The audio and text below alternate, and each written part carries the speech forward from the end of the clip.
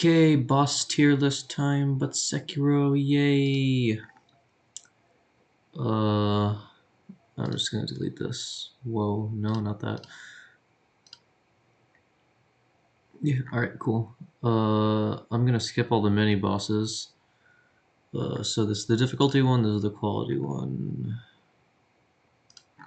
So let's start with, the first one is Gyobu Masataka Oniwa, where is, I can't find it. Oh, here it is. Okay, cool. Difficulty, this is, I think, D tier in difficulty. Hold on, I'm gonna change the names here.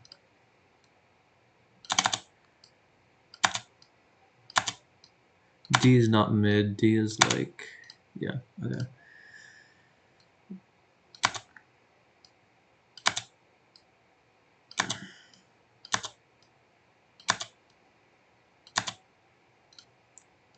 Alright, cool. Yeah, I mean, it's not very difficult. Honestly, like, the first time I beat it on my second try, and you don't even really need to parry. You could just beat it pretty quickly by just running around a lot, and then, like, just hitting it a few times, just hitting him a few times, like, by going near and then running away again, because it has, like, the very open field, so it really, like, you don't even need to interact with the combat system very well to be able to beat it without much trouble, so, yeah. In terms of quality, it's fine. I'd say C. It's just not a very interesting fight. Like, I'd say the best part about it is just the one line he says when he arrives onto the battlefield. But other than that, like, there's not really much to say about this boss. I mean, it's a good, like, first main boss, but, like, other than that, it doesn't leave much of an impression. Next, I'm gonna do Lady Butterfly. I think Lady Butterfly is B in terms of difficulty. Once you figure... No, you know what? I'll say Lady Butterfly is C, because while the illusion techniques are difficult to deal with, the thing with Lady Butterfly is that you could easily just bully her into a corner and not give her room to actually do the illusion attacks. Like, once I learn, basically, this is the fight, like, usually Genichiro is like the fight where you learn to get good, but like this was that fight for me because I learned that anytime you're not pressing L1, you want to be pressing R1, and then I also like overwhelmed her with attacks and the axe. So I mean, once I figured that out, it was pretty smooth sailing from there. Like, I even carry that into the Genichiro fight, which I'll do after I place Lady Butterfly. I think Lady Butterfly is not as good as Oniwa. So once I figured out how to beat her, the fight became very, very boring. And if you like try to make it a more interesting fight and let her use more of her moveset, then it just becomes annoying to deal with because the illusion technique is just like a time killer, essentially. Like, because I think the best way to do it is to just run around a lot until they're all gone. But yeah. Next up, where Genichiro Ashina. In terms of difficulty, see, I'm torn because I personally had more trouble with Lady Butterfly, but again, that's because I was just learning the moves. I think Genichiro is about here. I'll say B. Genichiro is. I can understand. I can recognize that he's definitely harder than Lady Butterfly, and he's planned to be like the skill check. I just personally had that with Lady Butterfly. Now, well, it's like Genichiro is one of the easiest ones. Like, I'll see that later with the end game Genichiro fight, but honestly, it's not too bad. Like, it is very tricky. Like, a lot of attacks are coordinated the same way in the build up, so that could be tricky to figure out. And also, like, that that 9 hit combo that goes into like the thrust attack on more complicated Genichiro fights. That one, I'm not able to consistently parry that, so I just have to run away and like just wait until it's over. But for the most part, Genichiro is very doable. In terms of quality, I think Genichiro is also B. Again, like these early game fights, once you get them down, it's like they're fine to do, but like they don't wow me. Actually, you know what? Yeah, it's just Genichiro is fine. I think he's just a little bit too easy for me to like him that much. Okay, after Genichiro, let's do Folding Screen Monkeys. Folding Screen Monkeys is the F tier in difficulty. It's more annoying than difficult, because again, like if there was a time limit, maybe it would be difficult, but it's essentially just a patience test. Like there's basically no skill involved. You just have to get lucky. I also think they're F in terms of quality. I don't like Folding Screen Monkeys at all. Like I said, they're basically just a way to pad out time. Uh, and if you get really unlucky with like the way they move, you could be there for a while, and it's not a very fun time. Next, Guardian Ape. Guardian Ape is definitely A in terms of difficulty. This is probably this is a noticeable step up from everything else before it, especially since at first glance you wouldn't think it interacts well with like the parrying system, but it actually does do it very well. And so until recently, until this recent playthrough, I didn't realize you could use the spear like on the second phase to like do a much easier time. So I had a really hard time with Guardian Ape, and even then, when you know how to use the spear, the first phase is honestly harder than the second phase. Like the second phase is more like feels more easier to parry because it's using the sword, and it also has lots of like heavy attacks where if you block it, it'll like fall down and you can get a lot of hits in. Yeah, I definitely think, but yeah, the fat first phase is super difficult. So, but yeah, Guardian Ape is A tier. In terms of quality, I think Guardian Ape is B tier. I think it's not as good as Genichiro. Um, I think, yeah, I'm not really sure why, like, how to explain why I put it in B. It's just, it. I just think it's nice, but again, like with a lot of these, all of the really good bosses are later in the game for me. Next is, I believe, Corrupted Monk. Yes. Corrupted Monk, I'd say C tier in terms of difficulty. Um, it's a good thing that they tell you to use the divine confetti beforehand. Otherwise, it would be a lot more annoying. Actually, I'm gonna put it in B tier. The thing with Corrupted Monk is that I don't know if it's like I'm like making this up or something, but it feels like the poise for a Corrupted Monk goes down, or the vitality bar or whatever goes down super quick compared to every other boss in the game. Like even on just a regular new game, and that makes this fight a little bit more annoying. But it's still a fun fight. I'd say Corrupted Monk is A tier. Um, Actually, you know what? I'll put high B tier because I think True Monk is a lot better, and I think that deserves either A tier or S tier. But Corrupted Monk is fine. Um, I would rather it have two death blow things instead of just one, and but making like it really hard to get it down to that, so that like it feels a little bit more balanced. And maybe having like a second phase, I think that would probably make this better. But I think just having that one singular phase, but having that be like a lot longer, takes away from the fight, especially with like how like fast the poise regenerates. Okay, after Corrupted Monk is, I think, Great Shinobi Owl. Great Shinobi Owl is A in terms of difficulty. Um, this is the first fight that really switches it up in terms of like attack. Like the owl fights probably have the most diverse moveset in the entire game. Where it's like there's different types of counters to do, like, and then in the second phase where it's like the smoke screen attack, you can't block that, so you have to dodge out of the way, and even then it's like it feels really difficult to try and like not get staggered by that. The firecracker attack, um, yeah, a lot of different like a lot of variety in the moveset and a lot of like good reaction time is what's needed to beat this boss. And so this is like a really, really big challenge the first time around.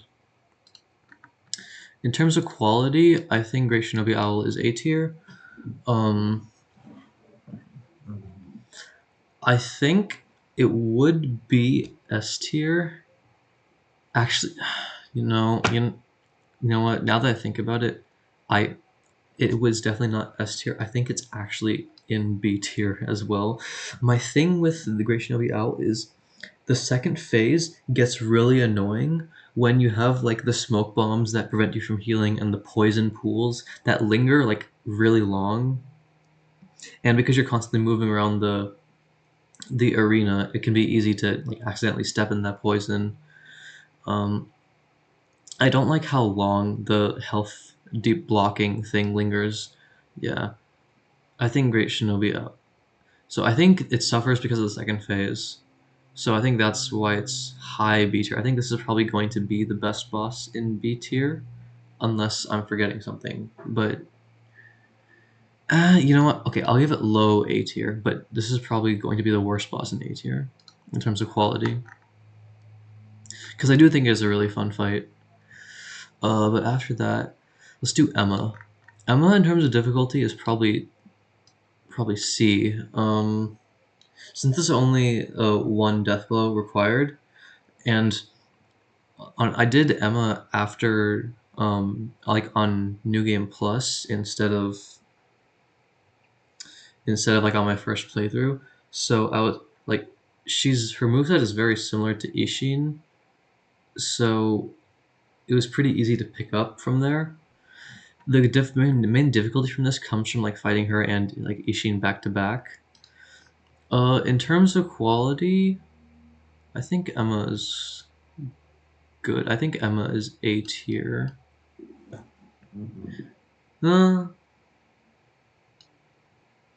Yeah, okay. I guess Owl wasn't the worst in A tier.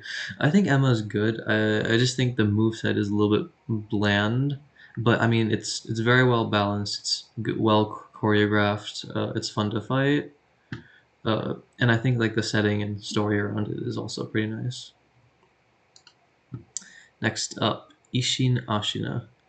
This is a difficult one. I think this is S tier in terms of difficulty. So I think the fight on its own is probably A, but I think the fact that you have to fight it after Emma makes it an S tier fight in terms of difficulty. Um, if you've already fought Sword Saint Ishin before this, it's a little bit easier. But like the fire, because at least in the first phase, because I think the first phase is definitely an easier version of Sword Saint Ishin. The second phase, however, is like that's when like it gets really really difficult. And so if you've already used like your revive in Emma or in first phase, then you're probably going to struggle a lot with the second phase. And the fire attacks are really really punishing. In terms of quality, I'd say here.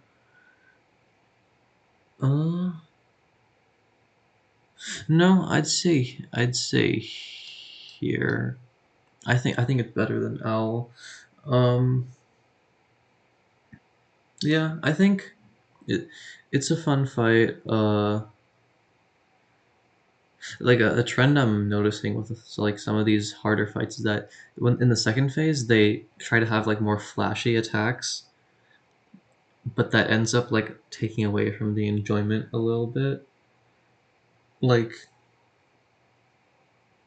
I think like the area like fire attack where he like winds up and then causes like fire to spew everywhere. I think that's fine.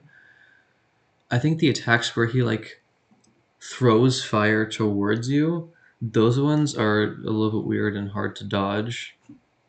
So that's why that's not S tier in terms of quality. After this is True Monk, yes.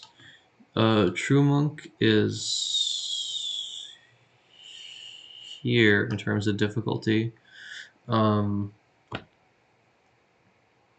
Yeah, it's the first 3-phase boss in the game, and man, it's difficult. Yeah, you know what? I'm gonna put it above Guardian. I'm gonna put it above Guardian Ape.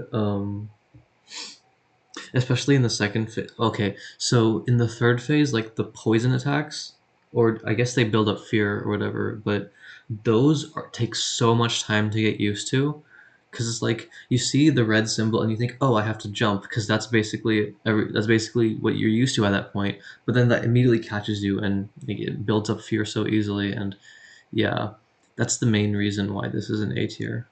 Oh, why this is like mid to high A tier. In terms of quality, I think this is top of A tier.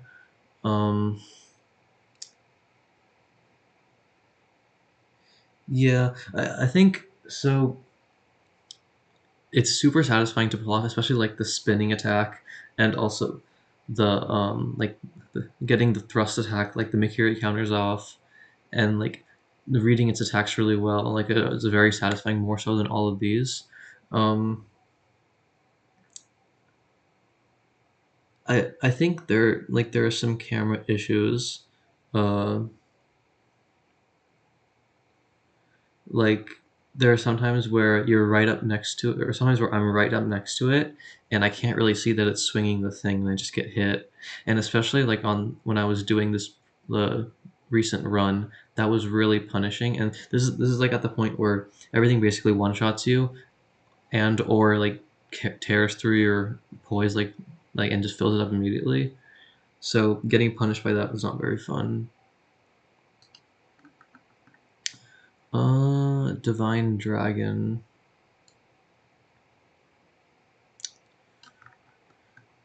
In terms of difficulty, Divine Dragon is F tier. It's you know what? Just because of like how long it takes to beat Folding Screen Monkeys, I'll say Divine Dragon is easier.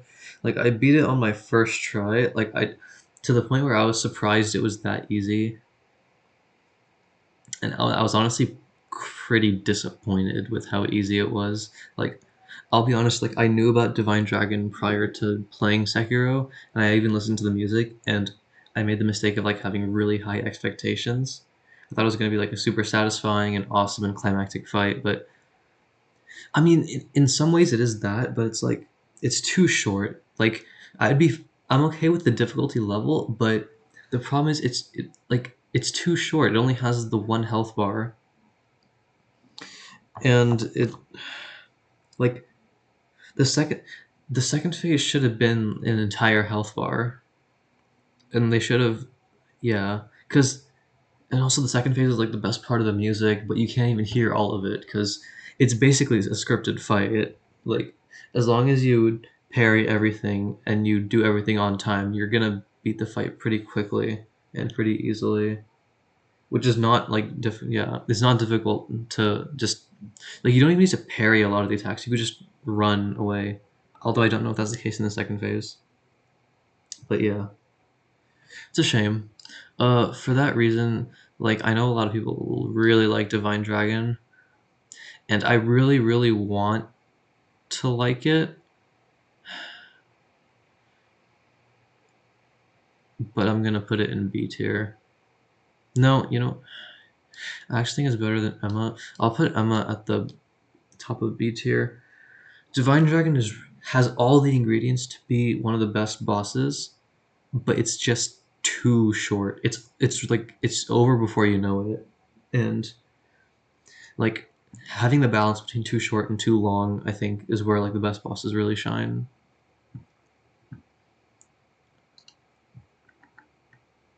What's next? Owlfather.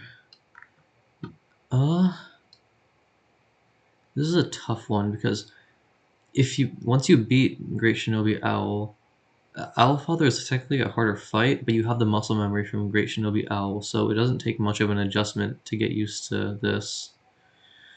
I'll put it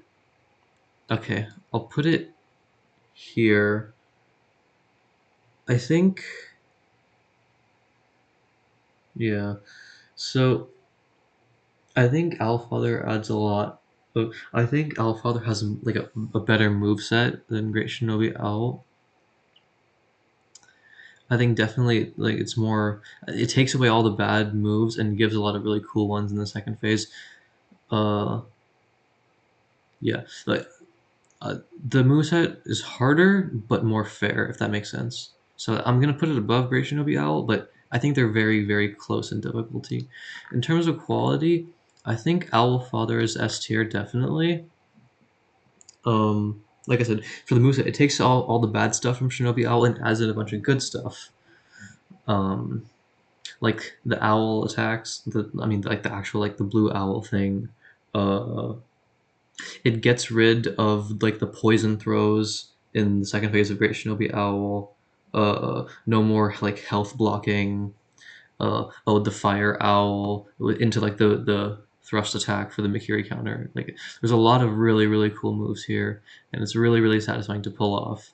Like I think Owlfather and another boss that I'll talk about later on are probably the most satisfying bosses to fight in the game.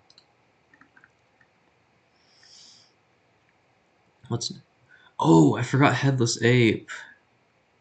Okay. Headless Ape is here. See, I think it's harder than Guardian Ape and True Corrupted Monk. The problem with Headless Ape, so actually the first phase is easy because you're used to it from Guardian Ape. The second phase is more annoying than difficult. Actually, you know what? I'm actually going to put Headless Ape below Guardian Ape because, like I said, you're used to the second phase. You're used to the first phase because that's the second phase of the Guardian Ape fight. It's identical. But the second phase here, where he adds the other gorilla, it's not like the unfair, stupid thing that some people might say. It's just annoying, really. Like, it's gonna take a lot of time because you basically just have to, instead of like trying to break the second monkey's poise, you basically just have to get its health down to 0. Then the fight becomes identical again, and again you're used to that moveset, so it's not bad. Yeah. That being said, I don't like Headless Ape. I think it's probably a D tier fight. I'm actually surprised how little bosses I consider are bad in this game. To be fair, I'm not doing like the mini bosses or anything. If that was the case, then D and F would be like this lower part would be like way more populated. But yeah, like the memory bosses are actually like a lot better on average than I thought.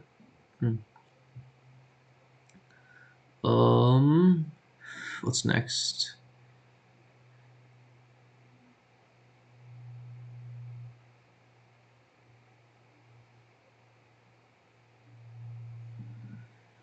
Interesting. Okay, so there is one boss here that's missing. It's Genichiro Way of Tomoe. It's like the boss before Ishin the Sword Saint. If that was the case, in difficulty, I'd say it's D because you're already used to Genichiro's moveset, so it's easy and there's only one phase, so it's really not difficult. Like, sure, the Mortal Blade attack can be tricky, but you really just like either you use the purple umbrella or you just run away. It's really not difficult to do. So if it was here, I would put it like around D tier. And in terms of quality, I'd put it like at the same as, I'd actually put it at the top of C tier just because it becomes like so trivial to the point where it's just kind of annoying to have to do it every time before Ishin. So yeah, that's why I would put it here. Moving on to Ishin the Sword Saint. Definitely S tier in terms of difficulty. Oh, yeah. So, first phase, very difficult, but very manageable. Second phase is crazy. Like that spear is the bane of my existence. Third phase is just the second phase, but with lightning, so it's arguably a lot easier. Like I think you can see this in my boss rush video, where it's like the second phase took me like what 3-ish minutes to get through, and then I just plowed through the third phase in like 1 minute because he just kept spamming the lightning attacks, so I just cut through his HP so easily. Yeah, but that second phase is such a big wall. Like the spear attacks are. I think so this is probably something just for me, but the flower, like the flower field, where it's like shoulder high or like very tall, it makes it hard to see some of the like attacks that Ishin does in the second phase, and that contributes a lot to the difficulty for me, and it's also a big source of frustration. So for and also, um, what else? Yeah, I feel like the maybe there's something wrong with my eyes or something, but I feel like it's kind of hard to see the spear at times because it kind of blends in with like the environment. So I've died a lot of times because I just wasn't able to see the spear coming and then it just hit me. Uh, so, but yeah, Ishin is really hard. I'm probably this is probably gonna be my hottest take, but I don't really think Ishin is that great. like like for all the stuff I mentioned before, I just think the second phase is not my thing. Uh, maybe I'm coping, but I usually don't enjoy fight. I don't enjoy fighting Ishin that much at all. So let me rephrase that. I don't enjoy fighting Ishin a lot. It's fun. The first phase and the third phase are very fun. The second phase, not so much. Um, That being said, I rarely interacted with like the prosthetics. I usually only went sword and parry, so that might be a big reason why. Like only recently I started using like the axe, the mortal blade, the umbrellas, and those seem to be working out fine. Uh, but yeah, I think Ishin is good in B tier. Like the more I think about it, the more it's like I'm finding things I don't like about the fight. Yeah, I think this is fine, but despite all that, it's still very fun. Next, Demon of Hatred. I honestly think Ishin is harder. Demon of Hatred is still definitely a close second. Yeah, Demon of Hatred is super duper tough. uh, like it forces you to think about how to play in like ways that you're not used to. There's a lot more running, a lot more strafing, and it's a long fight. It's also like another 3-phase fight, and also like the sweeping charge attack. Like it's not easy to figure out that to like dodge that. You just need to jump. Like I had to look up on Reddit to do that because it just kept like killing me. I didn't yeah, so But yeah, I mean, there's not much to say. It's just incredibly tough. That being said, I think Demon of Hatred is fantastic. Um, it's one of my favorite bosses in the game, definitely. Uh, I don't know exactly why. I think it's different in a good way, and it's like once you get the hang of it, it's really just like a patience test. Because there's surprisingly like a lot of room for error in Demon of Hatred, but you just need to find like those rooms. But yeah, it's I actually think it's a super fair and also very interesting fight, and like it was the only like end game fight where I did on my first playthrough, and I was like, wow, I really liked that. Owlfather I didn't do on my first playthrough, so. And then Ishin I was just sort of like relieved it was over rather than enjoying myself. So yeah. Alright, last 3, right? There's no other things I'm missing, correct? Yes, okay. Inner Genichiro, in terms of difficulty, I would say... I'd say B. I can't think of anything that was added other than like the 3 like super big swiping slashes that he does at the beginning of the fight, and then whenever he like does it again throughout the fight. I guess like the attacks that lead into that maybe, but it's like it's not that big of a jump. I think mainly the difficulty comes from just like yeah,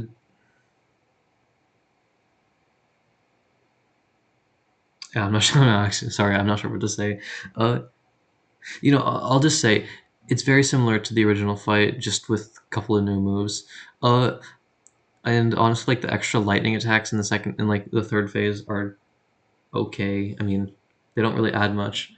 Honestly, all of like the more complicated attacks that he does just make it somehow easier to like deal with it, because it's like there's more opportunities to get like make your counters and jump attacks in. So yeah, but it is very difficult, and I think it does like a lot more poise damage than the original. So definitely, I think it's B tier in terms of difficulty. Um, I think this is the best version of Genichiro. I'd put it bottom of A tier. Uh, in general, I'm not really a fan of Genichiro. Uh, well, in general, I don't think Genichiro is anything amazing. I think it's a very like nice and fair move set, but like it doesn't make me like it doesn't like give me that thrill that like these other better bosses would do. Inner Father.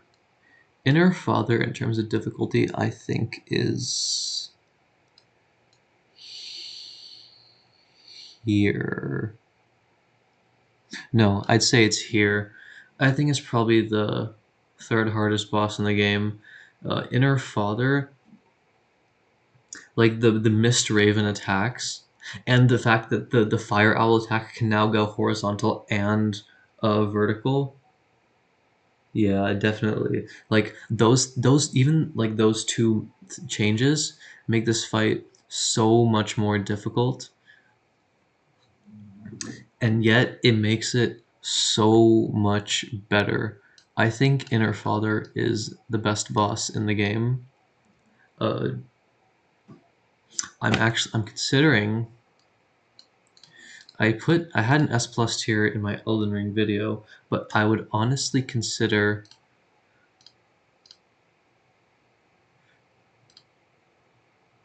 Yeah, I think I might actually put Inner Father in S plus. Uh, like this is good enough to contend with like my top 3 favorite FromSoft bosses from Elden Ring. Definitely, yeah. And this is better than every single boss in Bloodborne and Dark Souls 3 for that matter. Well, we'll see. I'm still debating whether or not I should do this kind of thing for Dark Souls 3. But that means I have to play through New Games Plus 3, 4, 5, 6 before getting to this. We'll see. And oh god, and I have to finish New Game Plus 5 on Bloodborne, then I have to get to New Game Plus 6 and do a No HUD, and I have to do the Chalice dungeons. God, yeah, okay, I have a lot of work ahead of me. But yeah, Inner Father is amazing. I love it so much. Okay, Inner Ishin. I think Inner Ishin is B tier. No, I'm sorry. In terms of difficulty, Inner Ishin is A tier. For the most part, no, you know what? Inner Ishin is B tier. Here's why I say this. The moveset for a large part is the exact same as Sword Saint Ishin. The only differences are the Mortal Blade attack, which you can just run away from like pretty easily, or you could use the purple umbrella, or you. And then there's like, I think randomly he could do like the shove attack into the sweep attack, which can honestly be an instant kill, but it's not that bad. Then you get the. No, actually, no. Sorry, it is bad, and it's very annoying, but it's very random when he does it. Like I think maybe 10% of the time I've fought Inner Ishin, he's done that attack. In the second phase, I think the only changes are just like that new attack where he does like this weird swipey thing and then jumps into the air and then can either do like a wheel slash with the spear or a stab attack, which you can Mikiri counter. Either way, it's you just run away until it jumps into the air and then you either block or you Mikiri counter. It's not that big of a jump. Like when I first did Inner Ishin, I beat it within 15 minutes of unlocking the boss fight. Like if you're familiar with Ishin's moveset, Inner Ishin is really not that difficult. And it's like you have to be familiar with Ishin's moveset to unlock this boss fight. So yeah. In terms of quality, I think Inner Ishin is a step down from the Sword Saint Ishin. Like I said, that like shove into swipe attack in the first phase is completely random and kind of kills the flow really easily. Especially like when you're doing like the super hard challenge that I was. And the other attack that it adds doesn't really add anything like nice. If anything, it kind of disrupts like the three attacks that Inner Ishin adds kind of for me just kind of disrupt the flow that Ishin had, and for that reason I don't enjoy it as much.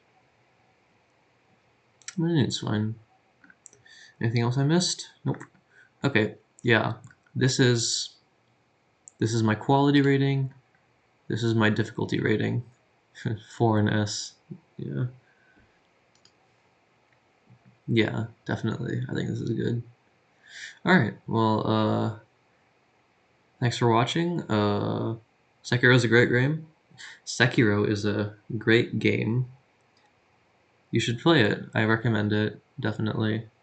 I would not recommend it as your first FromSoft. It's technically not a Soulsborne game, but I'll count it as a Soulsborne game.